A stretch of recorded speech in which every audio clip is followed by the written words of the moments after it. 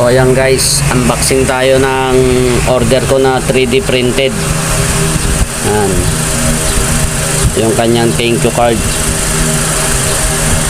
AES Prints. So ayan guys, bali nagpa-print ako ng Magpul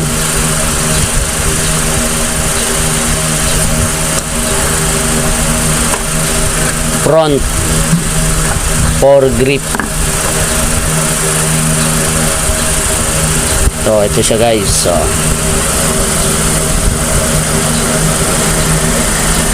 ayan, si AES Prints ay from GMA Cavite.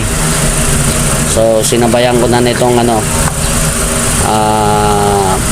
bolt carrier, kasi yung una kong pinagawa is hindi siya match dati.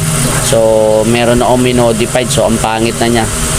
Kinaskas ko siya rito eh.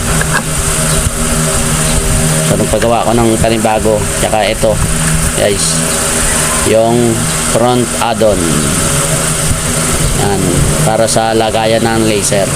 So ayun guys.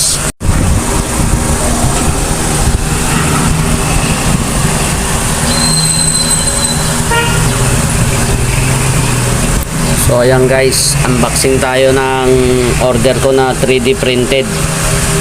Ayan. Yung kanyang thank you card. AES Prints. So ayan guys, bali nagpa-print ako ng Magpul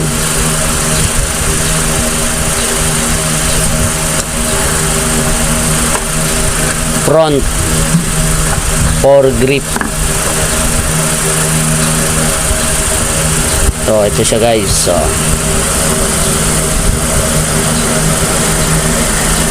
ayan, si AES Prints ay from GMA Cavite. So sinabayan ko na nitong